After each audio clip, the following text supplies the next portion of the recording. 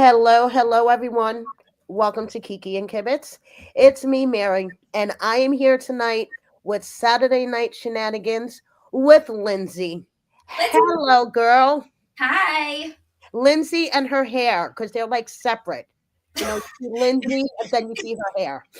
It has its own personality. Exactly. Lindsay's hair has its own personality. I think we should name your hair. It's just like separate.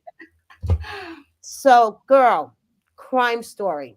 I am so excited for this series, not for nothing.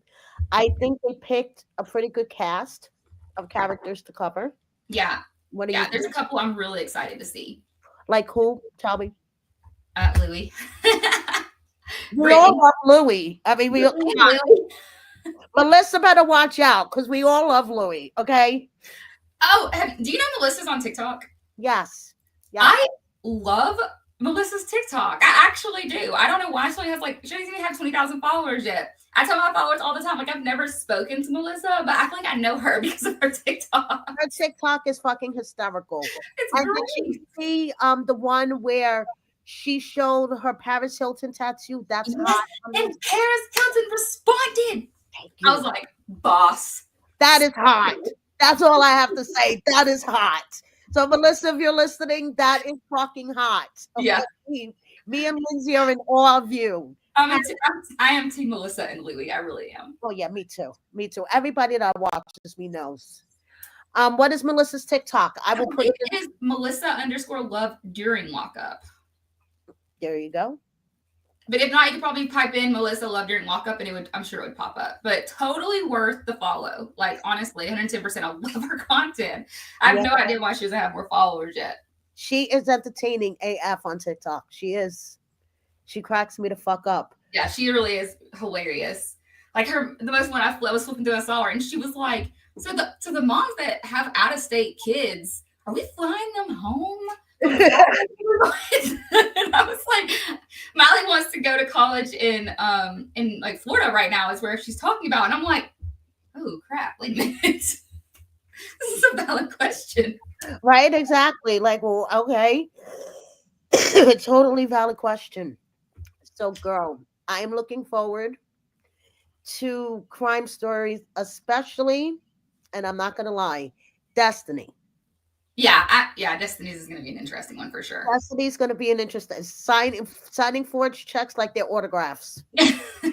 I mean, come on, girl. Oh, thank you, Philly Fox, for the super chat. Hello. Yes, Hello. Lindsay, can you see absolutely the not. comments? Or not really. Yeah, I can see them. Okay, cool. So, crime story started off yesterday with a bang. You and Garrett were the subject. Um, what did you think when you were first approached about this? Were you excited? Were you like, okay? So I was a little bit reserved at first because the thing about when we do shows that are specifically about the crime, I knew that that's where the focus would be. So a lot of people would always say, like, I watch Love After Lockup, and you're never with your child, like you're never talking about your child. And I'm like, that's because the television show you're watching is Love After Lockup, so it is very relationship based show. And I knew that same basic theme would carry on, where it's going to be very, documentary style about the crime. And I did not want it to seem as if I was sensationalizing addiction or the stuff that I did, because, oh boy, when I say I did some cringe stuff in my day. And we're gonna get into all that, and we're gonna show some flashback pictures and all that. So first, let's go over Garrett's segment. Yes. I just want to say for myself, Garrett is a whole snack. He's like He wine. is cute. He ages. Oh my God, he's like fine wine. He looks better as he gets older. He is a whole fucking snack. And can I just say that his father as well, because like, hello, good genetics much? Thank you. Thank you. Thank you. Okay, so Garrett's story, started off with his parents' divorce when he was young. And basically, his father, managed to be successful. He started a business. He made, a couple of good investments. So he had like a nice house for like Garrett and his brother, but they were shuffling back and forth. Yeah. between mom and dad. So that's hard on kids as it is, shuffling back Right. and forth. So when Garrett was 10, his mom got this boyfriend, and this boyfriend was so cool. At least he thought he was cool at the time. So the guy used to take him into stores and show him, listen, you don't have to pay for things, just stick it in your pocket. Can you imagine being that age and having an adult basically tell you how fun and how cool it is to steal stuff? Yes, imagine. And then, he came home from school one day and the dude had 25 pounds of weed on the table. And he's like, hey, look what I have. So this is supposed to be like an adult figure. And I would say, I would go so far as he was kind of grooming Yeah. Garrett, like Yeah, grooming Garrett absolutely. for a life of crime for Yeah, whatever you're so reason. early in life that this is a cool thing to see. Like, it looks cool, it seems cool. Like, yeah, like, can you imagine the impact that has on someone that young? Yeah.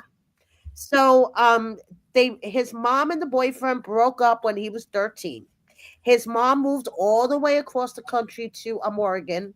He's in Florida. He's living with his dad and his brother, and he's angry. He is angry, and that's it. He is for the streets.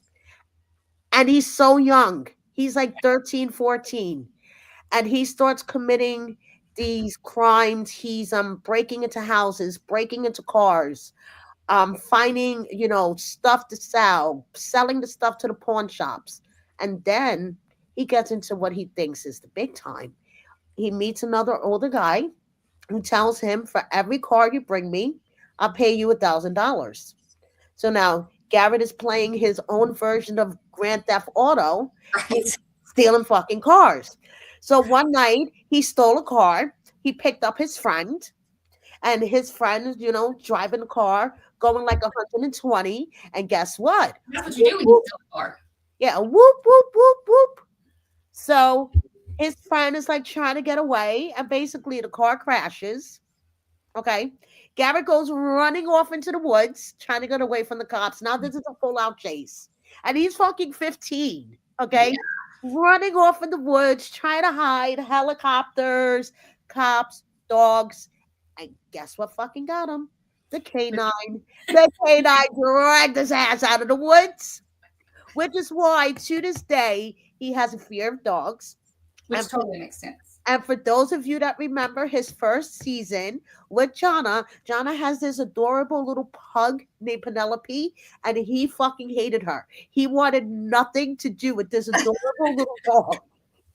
Now And it now all, we know why. now Now it it all makes makes sense, right? So, Garrett went through it, and he thought he was living the Grand Theft Auto life. And they basically gave him a choice of going to prison for this high speed chase, going to prison or going to like this youth camp. So he went to this youth camp, hooked up with this counselor named Miss Jessie, right? Miss Jessie made him realize that what he was really missing was that motherly figure, that nurturing from a mother.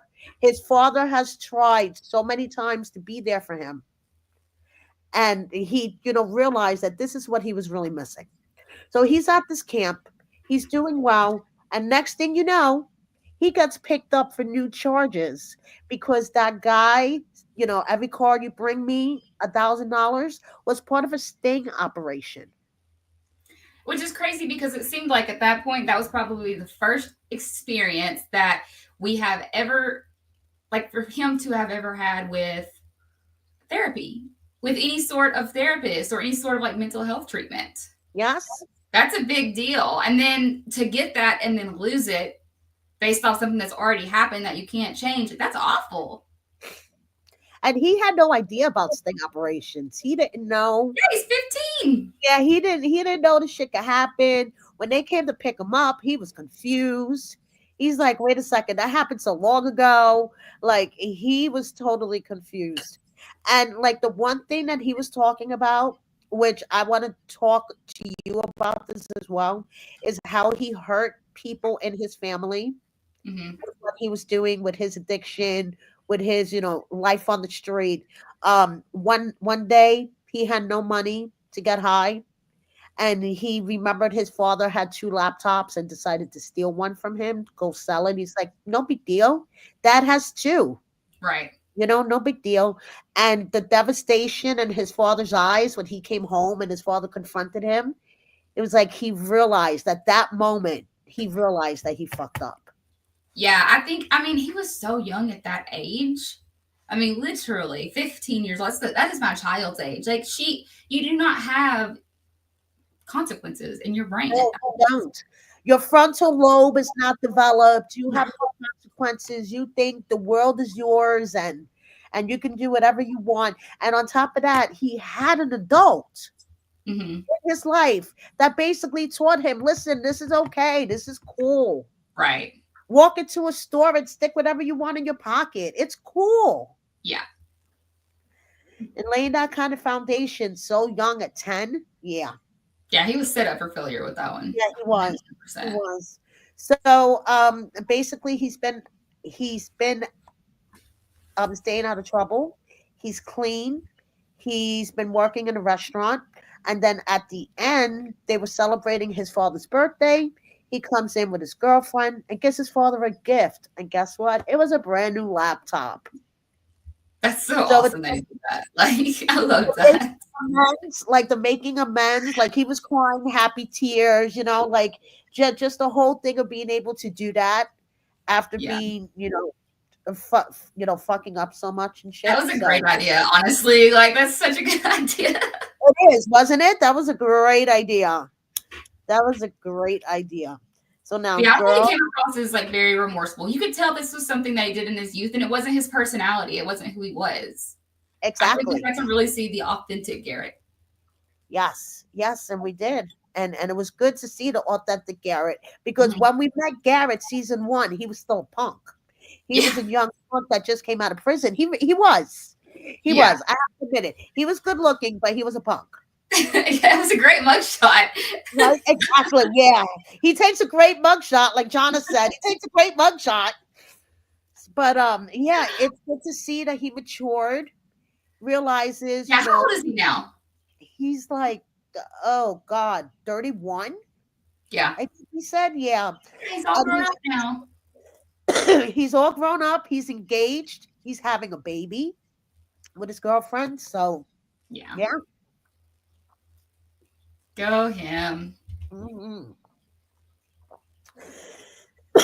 Oh my God, girl, I'm getting sick. It's freaking sick. It's Okay. that time of year. Yeah, it is. And it freaking sucks. So now let's move on to our badass Lindsay.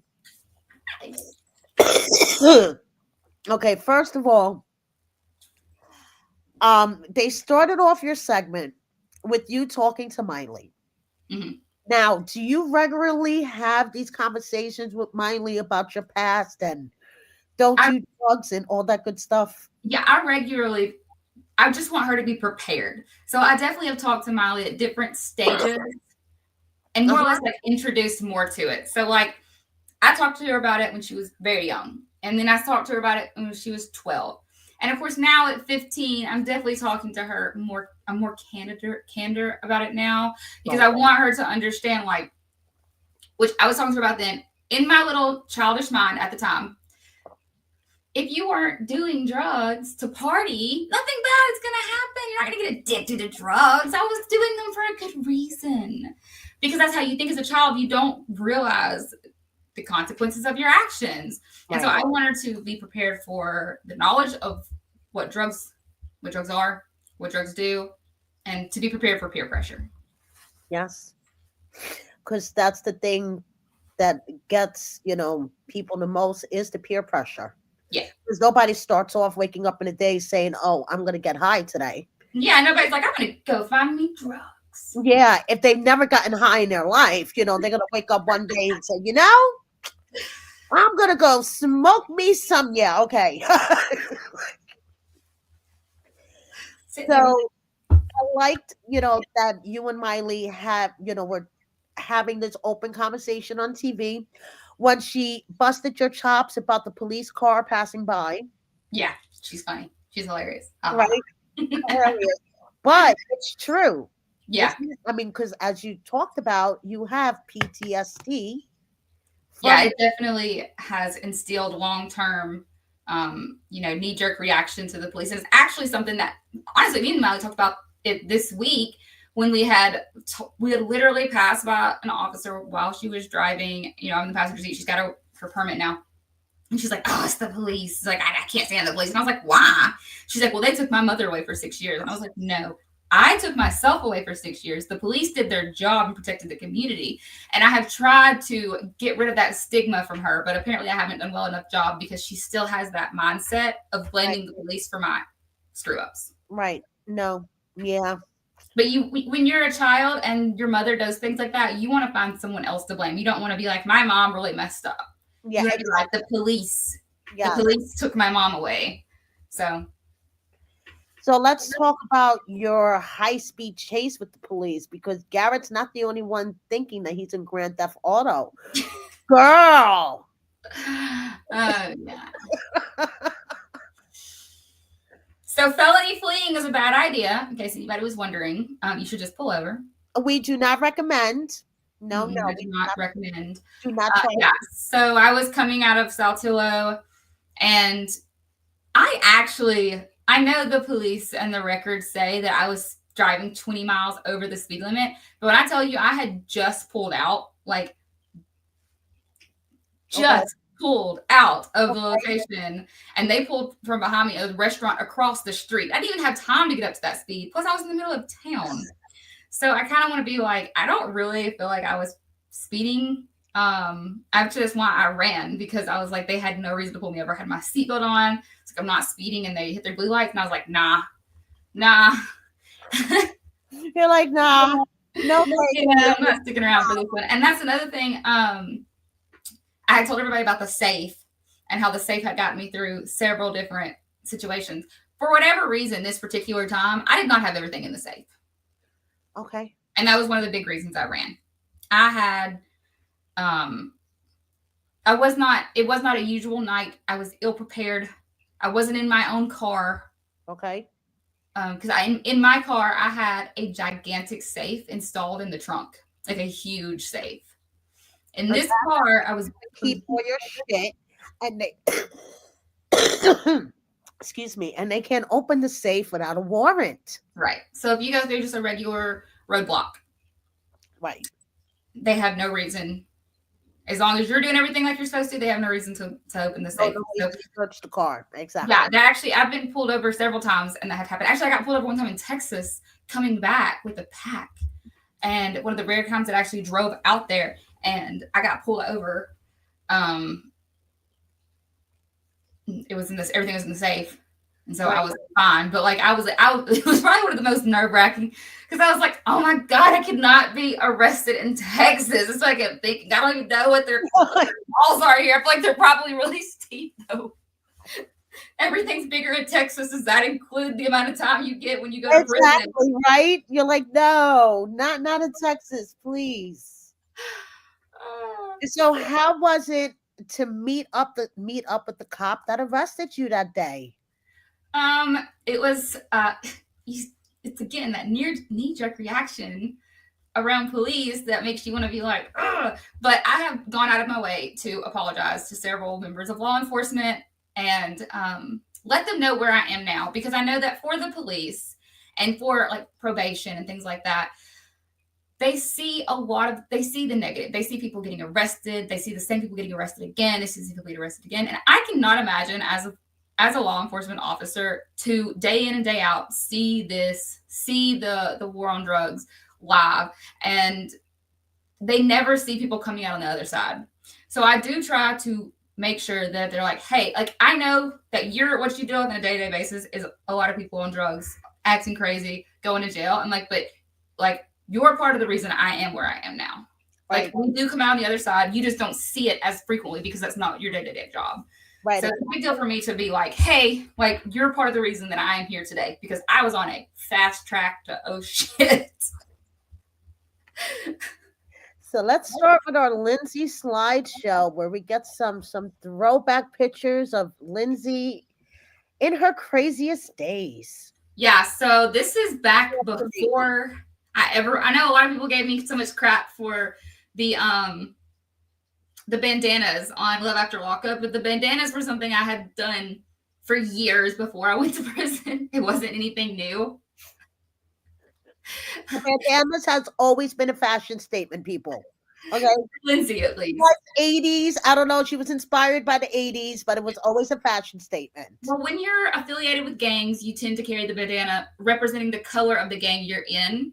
Yes. And because of certain people that I associated with, there was a lot of people assuming I was affiliated. So I wore a pink bandana as representation of not being affiliated, of not repping a color, and specifically kind of pointing that out. So that's where the bandana originated from. And then it just became something that stuck. Now, girl, you're skinny, but in these pictures, you're skinny as fuck. Yes, I was tiny, 100 and maybe 110 pounds soaking wet. Skinny AF, girl. Sickly. So this is the house that I showed on. I know a lot of people said like, there's no way she was really living in that house. This is my bedroom of that house. I loved that house too, by the way. It was gorgeous. But you can kind of see the stuff. Like, I want to say this was posted on social media, and I don't even know what that is in the background. I would hate to think that that is paraphernalia, but honestly, it might be. I don't even know. I don't care. Oh no. And then this is me at 16 with Miley. So a lot of people say, like, Lindsay got knocked up when she was 16. I actually got pregnant when I was 15, and I had Miley when I was 16. So I grew up very fast. You look like a baby. I was a baby. Okay, you're a baby holding a baby. Yeah. That's all I have to say. And this was a picture taken when I came home from school to breastfeed her between third and fourth period. Oh my goodness. Okay, girl. So now we're gonna get into your Breaking Bad Moneybag Mandy stage, because the only time I've ever seen this much money is when Maurice's Mandy flashes it on her on Instagram. So, girl, money and more money. Yeah. So in active addiction, I felt like, super hype about this. I was constantly taking pictures. I posted a lot of it on what's now X, or at the time Twitter. I was constantly posting my pictures of my money. So this is any picture you saw would have been what I made at the end of that day, at the end of that night. It would not be like a week or whatever. This was right. And actually right here you see the rubber bands on the one on the left. What I would do is I would put on rubber bands, like 10 rubber bands on my wrist. And as the night went on, I would band up each $1,000 and put them in the safe. And that way at the end of the night, instead of having to go into the safe and count where I'm at, I could look at the rubber bands on my arm and see, like, if there's seven rubber bands missing, I have 7,000 in the safe. And that helped me keep it straight, because I had been awake so long all the time that, like, your mind does not operate correctly under that. Like, you're out of your mind. You're crazy feeling. This is the house in the show. Okay. This is my Facebook post back when I first moved into it. I was so excited. And a lot of people want to know, like, hey, how did people ask Lindsay, how the hell did she get this house? Yeah. When the only income she had was from, Yeah. So I was working 3 part-time jobs while going to school. And when I quit working all of those, I started selling drugs full time. What I did do is I had opened up an LLC in Delaware, that owned an LLC here in Mississippi that was technically classified as a cleaning and nannying company. And it was done as a cleaning and nannying company so that I could pay my nannies out of the company. But I was able to show, like, a legitimate source of income. However, I was really, and I've said this before, I was incredibly lucky not to catch money laundering charges. Like, it is nothing but a miracle and pure luck, because I didn't know what I was doing. No idea. And dumb. The nonsense I did with my finances back in 2014 and 2015 still impacts me today. I get audited every year with my tax income. I have to hire a tax specialist. My tax specialist that I hired last year, Emmy, I think my kid's home. Yeah, my kid's here. Hi, Molly. Her and her boyfriend are about to walk in. Emmy, come.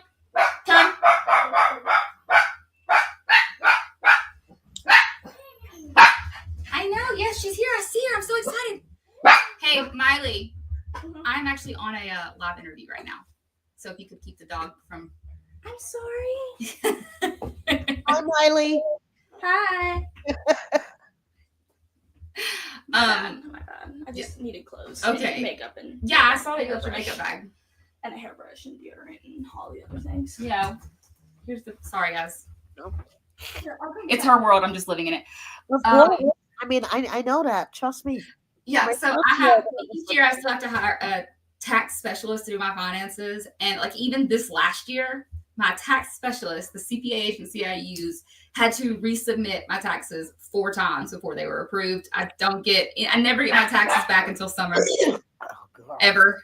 Like, it messed me up entirely because of These that. are consequences you don't think of, right? Right. Money laundering, horrible idea. Cleaning your money, bad. Amy, come. Come here. Come here. Come here. So let's talk about you blowing up the trailer. Ooh. She's growling at his boyfriend.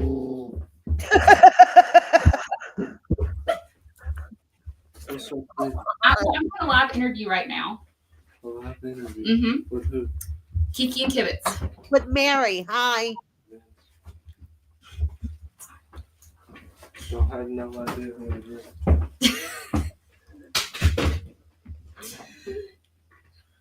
Yeah. So, Who was that? Miley's boyfriend? yeah. Yeah. Oh, jeez. So I had watched Breaking Bad was very popular at that time. And I You watched watched way too many episodes of Breaking Bad. That's all I have to say. I did. I wanted to be just like, I aspired to be like Walter White, except for I had no idea what I was doing. Girl. You were so lucky, like you said, that something worse didn't happen. You're not deformed or nothing crazy like that. Yeah, I could. Yeah, like I was literally playing with a bunch of flammable substances up This on is playing days with fire. Bitch, playing with fire. in a kid's science experiment kit. Had all the little test tubes and beacon Bunsen burners. We do not recommend. Okay, we do not recommend. Do not try at home, please. No. Do not try at home. And now let's talk about these charges that you're facing that you may have 40 years in prison for. So that is the max. That would be the max time if each charge was stacked on top of each other. Okay. Which would be incredibly unconventional. But Now, that's where are these charges originating from? Alcorn County, Mississippi, Corinth, Mississippi. I think we talked about it before. I was 7 weeks out of prison at this point in time. Scott had filed the felonious malicious mischief charges against me, which were dropped because he lied in his statement to the police. But at the time, I was arrested for that. And when I was arrested for it, I had a bunch of illegal substances in the vehicle I was in, along with a gun. And I was charged with felon in possession of a weapon, felony possession of methamphetamine, and introduction of a contraband to a correctional facility because I had illegal substances in my pocket. And they I went into the jail with them in my pocket. Oh. So these were the charges that I was indicted on those in 2021. I do not recommend doing that. I recommend, again. So I actually violated, I did my federal violation time because I caught those charges. Even though it felt really good to carve "fuck you" into his desk. We do not recommend, though. I don't recommend doing that either. Yeah, because it didn't, the pros and cons, the cause and effect of the whole thing really didn't weigh in your favor. It felt really fucking good, though. I loved it. Yeah, it was very gratifying. That was a great fucking moment. So, let's talk about how you have made your amends to family and people that you have hurt, like Garrett buying his dad a brand new laptop. Yeah. So right now, I've worked at the rehab that I work at, the women's dealing with women's addiction with alcohol and drugs. I'm a clinical assistant. I've been there for a couple of years now. I also mentor in a reentry program designed for prisoners who were released from prison or on probation in the north half of Mississippi. I will be speaking at a event for the federal probation and all the federal judges in April. Okay. And then, so I do public speaking, and then I also go to different jails, local jails in the community to speak to them. Like, I literally go to jails that I was in. So that it comes different. It's one thing when the church ladies come in and they tell you, you know, you can do better, you can change, you know, and then you're sitting here like, bitch, I'm in jail, like you're about to leave and go get McDonald's. But when it's me and I come in and I'm like, hey, I was here, I sat in this jail cell for 6 months. I can tell you how many cinder blocks are on that wall because I was bored enough to fucking count them. And look where I am now. So it's helpful to come from a place where they are at. Exactly. Yeah.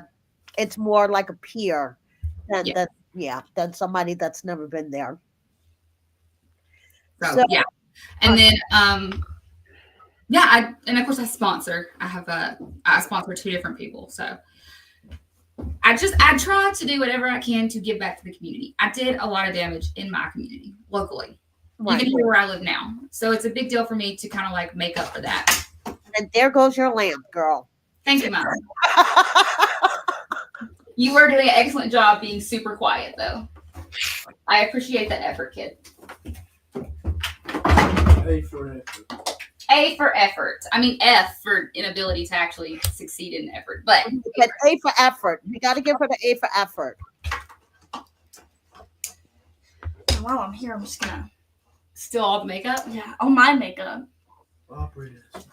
I don't care what Aubrey has. Just because you decide that my makeup is yours doesn't actually make it your None makeup. of this is yours.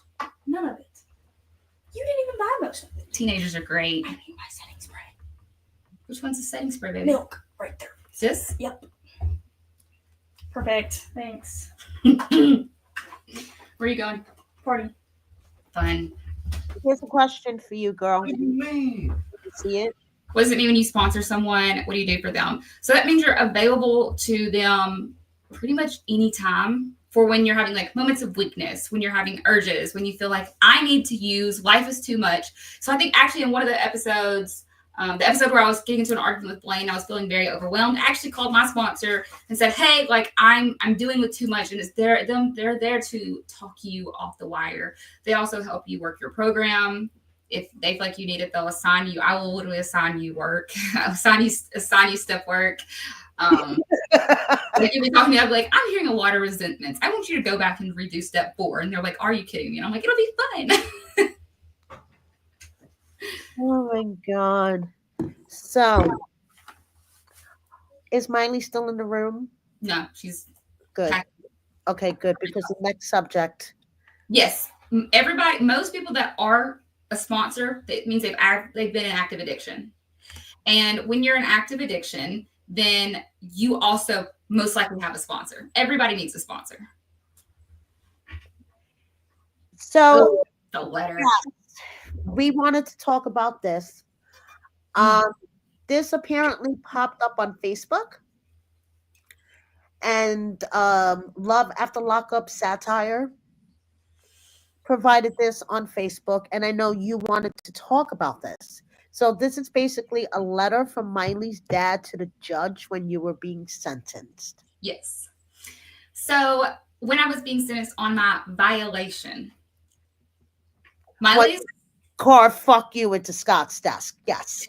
Miley's father and his stepmother wrote a very long Facebook message to Scott, and he typed it up. Wait, come here. Typed it up and wanted Scott to read this to the judge because the judge wouldn't accept it. Just real quick. Have I ever shot anyone in front of you? No. Have I ever hurt anyone in front of you? No. Are you sure? Even when you were real little? Yeah. Yeah. Did you ever live with your father for any period of time? No. Even when you were real little? No. When y'all were together. No, by himself. He said, I abandoned you and you lived with him for 6 months. No, I lived with Gammy. Gammy, that's right. Did they try to see you in a mince amount while I was in prison? At first, maybe the first year.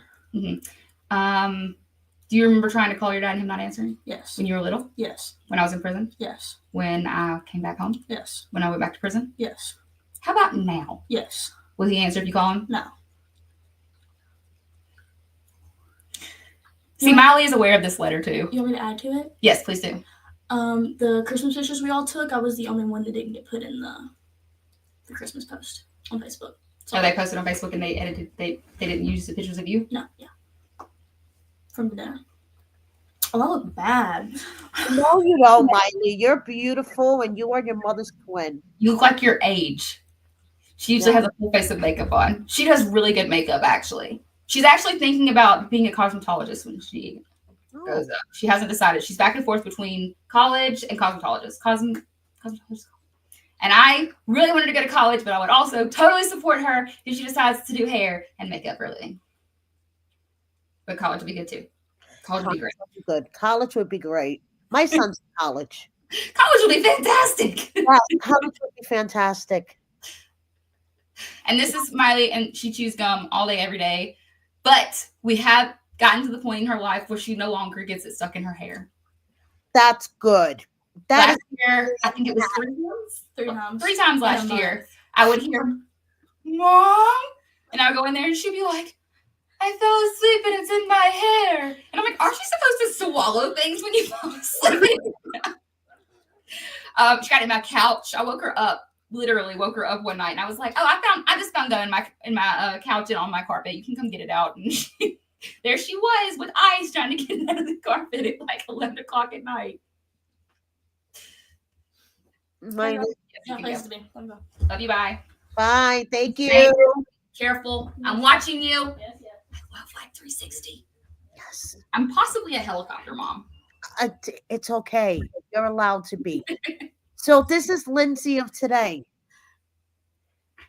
College graduate. You just got your degree in the mail today. I did. I walked outside. I work third shift, so I don't wake up until later in the evening. I walked outside, and it was this big package from the University of Mississippi, and it is my college degree. Look, I got chill bumps, y'all. I worked so hard for this.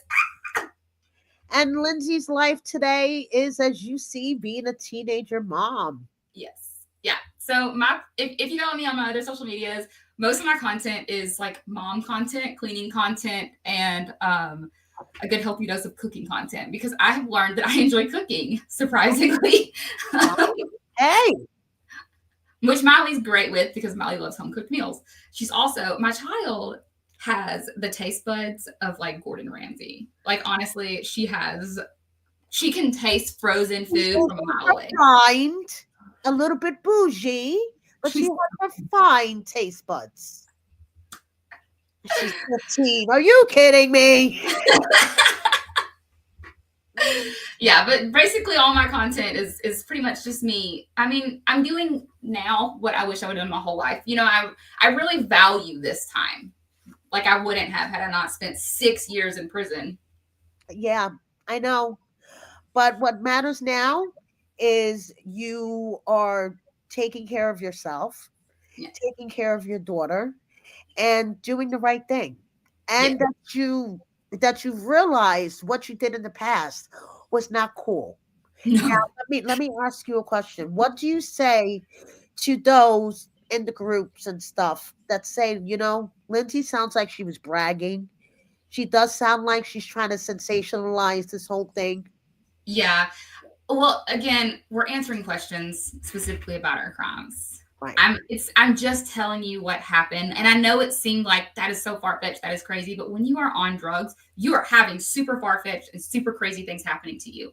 You know what? I don't really have crazy things happening to me. The craziest thing that's happened to me in the last couple months was the fact that my faucet was leaking, and when we took it out, we found some mold back there. So that was pretty like, whoa. But back then it was nothing. Like it was nothing to have the most like obscene, crazy things happening. And I've told people again and again, like, they're like, "Oh, she's trying to make it sound like she's so cool. She made $300,000. Yes, I did make $300,000 in 2015. However, I paid $92,000 to get me my federal lawyer and to get me out of the 7 pending felonies I went to prison with. Okay, they were all retired of the file. $92,000. So that's gone. I've only got $200,000 left, right? A lot of that went back into, the house I was living in, $2,000 a month. Miley's gymnastics, $800 a month. Miley's school, I had her in a private Christian academy, $1,200 a month. We were living far above our means. The nannies. I was a kid. I was 20. Yeah. Yeah. The more money I made, the more money I spent. The math wasn't mathing. So by the time I went to federal prison, I did have a nice sum of money saved up. However, my attorney convinced me to pay my restitution the day of court. So I paid the restitution cashier's check. It was like $30,000. Okay. Big chunk out of my money. Right. So now I'm sitting here with literally, I think I went to prison with less than $15,000. Out of all of that money that I made, I had the tiniest little amount. And my mom used most of it to raise Molly. And my mom, she's amazing. I would not give her up for anything. You know what she did? She wanted to make sure I didn't feel like she wrote down every dollar of my money she used in this little notebook. And she gave it to me after 6 years of prison. I still have it. She let me know where every dime of my money went. And it was all for Miley. She wasn't even paying her own bills with it, even though I wouldn't have said anything if she was. Right. She was raising my child. But all that money, it didn't even last me to my second year in prison. I ran out before my second year of prison, which is why my ass was on writeaprisoner.com hollering at Scott like, hey, I like 50-year-olds. And that's where Scott came into the picture. And yeah, Scott and his $20,000. He would send me like $300. I would put 80 in my commissary and I'd send 200 to my mama and I'd put 20 on the phone. I tried my best to be a good mother from prison and I did the best I could. However, I wasn't there. I was phone calls. Right. And visits and video visits. I was not a good mother. I was the best I could be under those circumstances, but it just wasn't. I wasn't. Right. But now you're making up for that lost time. I'm a darn good mama now, I feel like. You are a good mama now. I'm there. I'm good now. Your daughter reflects on you being a good mama. I mean, look at this. Yes, that's my baby. She's in the Beta Club now. She got the English 2 award. By the way, I don't know if y'all are aware, but kids' award ceremonies, them suckers last forever. Oh, yeah, they do. Oh, yes. I still remember. Trust me. I remember. I just got off work and stayed awake, went to that thing. I'm thinking 30 minutes, 45, 3 hours later, I was literally falling asleep in the stands. I was like, oh, man, my kid get an award. So, is there anything that you would have liked to seen covered on the show that they didn't get to? Yeah, they went very, very in depth at the early part, but I feel like they missed a lot. It did come off a little bit sensationalized, in my opinion.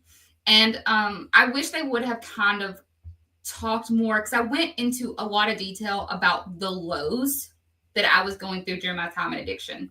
Right. And I know that, especially big shows like Love After Lockup, they are very careful to keep away from like talks of being like really depressed or, being with a point where you're just like, I don't want to be here anymore. Because you're not going to see much of that on television because it can trigger people who are in that place too. Right. But when I was in active addiction, I was super depressed. I was incredibly unhappy. I tried to get sober 4 times. With active addiction. Yeah. Deep depression. I tried to get sober 4 times. I did do that, and I was unsuccessful 4 times. Of the 4 times in my life I have tried to get sober on my own, I have broke on day 4 every single time. I've never made it past day 4 on my own, but I wouldn't go to rehab because in my little, 20-year-old brain, 21-year-old mind, I was like, well, I can't stop selling. I'm just going to stop using because I'm financing. This is our lifestyle. Like, I don't have any other option. That's where your brain is. You don't see an exit route. Even though I had tons of them. I had plenty of people that would have gotten me in treatment. My brother-in-law works in mental health treatment, works in rehabilitation. Like, I had so many avenues, but I didn't see them. I had blinders on. And a lot of people in addiction are that way. You have I have no other option but to keep getting high. I have no other option but to sell drugs because what else am I going to do? I'm not going to make this type of fast money anywhere else. But the thing about fast money is as soon as you get it, it's gone. Like it never fails. It's gone as quick as it's in. And I kind of wish they would have talked about the lows of my addiction rather than just the highs. But I again realize it is crime story and they're touching bases on the crimes, and the fact that I was super depressed while I was in that state wasn't really reality TV entertainment purposes. You know, it's not very entertaining to know that while I was committing all these felonies, I was deeply unhappy. It's exactly. So, do you have a message for those out there that may be struggling with addiction? Yes. So the hardest thing is getting the ball rolling. I would really want you to reach out. If you don't want to reach out to a family member, you can reach out to the addiction hotlines. Literally just type in addiction in Google and it pops up right there on your phone.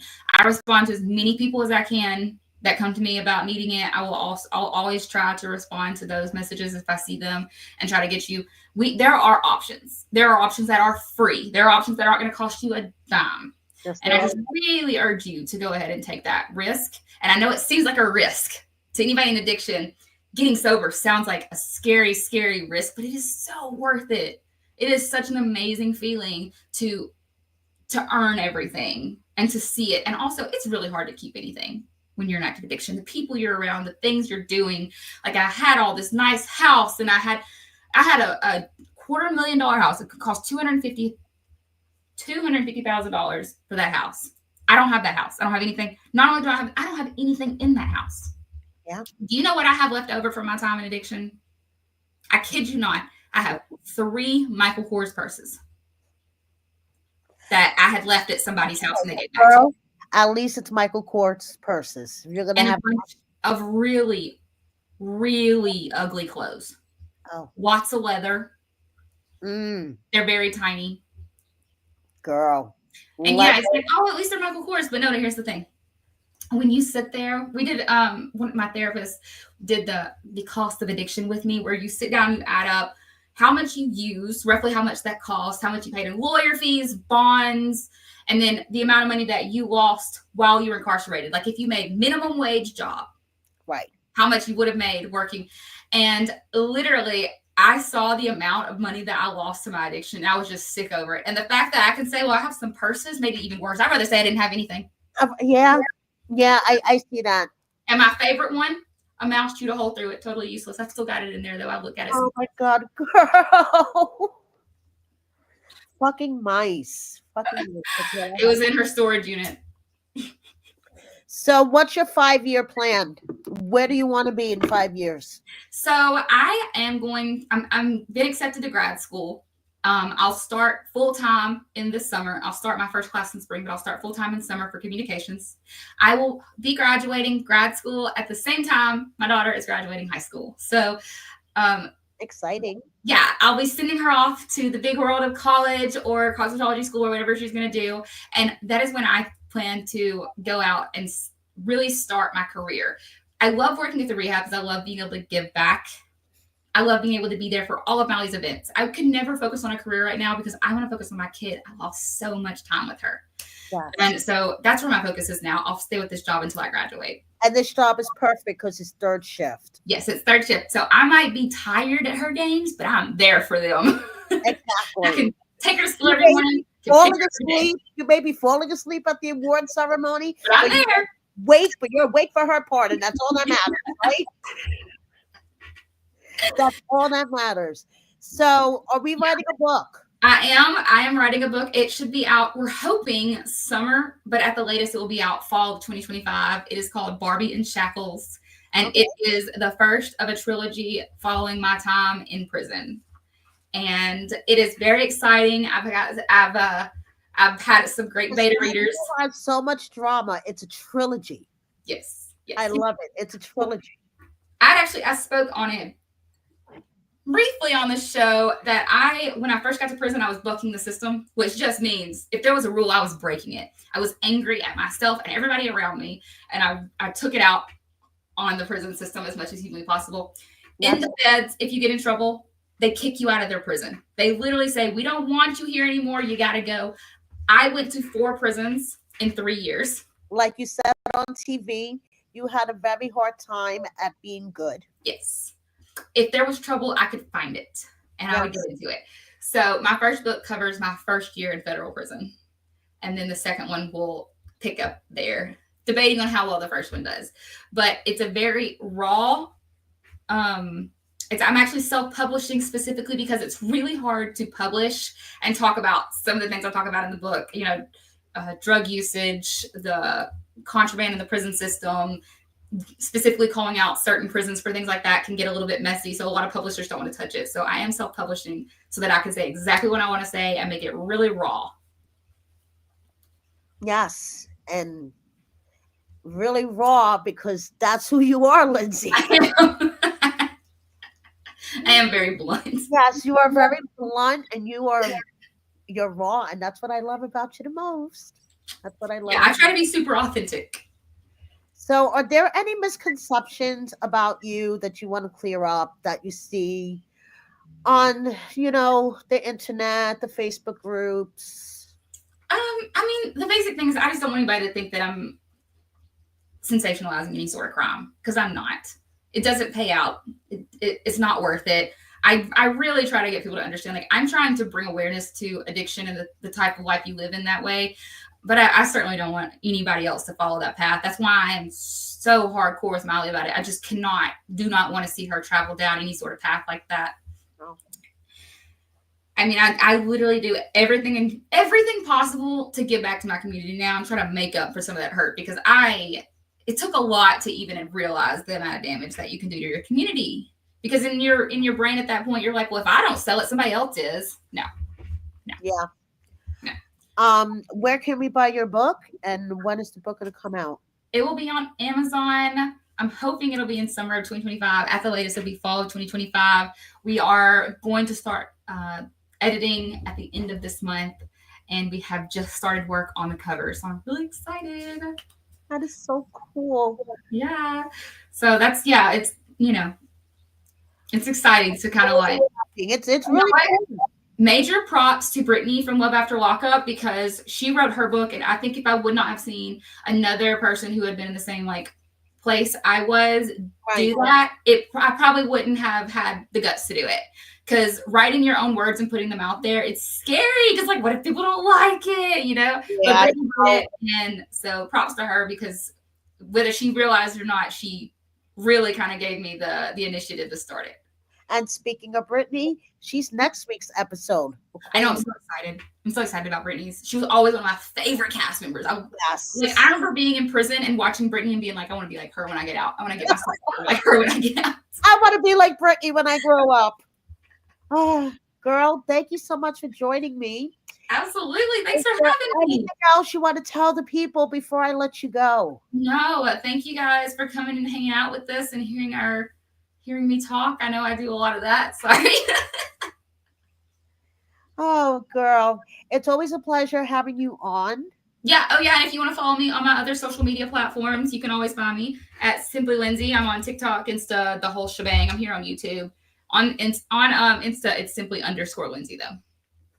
There you go. But keep in mind, my content is very mom, cleaning, and cooking. And I know some people may think that's cringe, but for me, that is my life. So exactly. If that's your life and your TikTok is about your life, then hey. My Snap is the same. There you go. All right, cool. Thank you, everybody. Thank you, everybody in the live chat. Thank you, Lindsay. And we'll see you next time. Bye, everyone. Bye.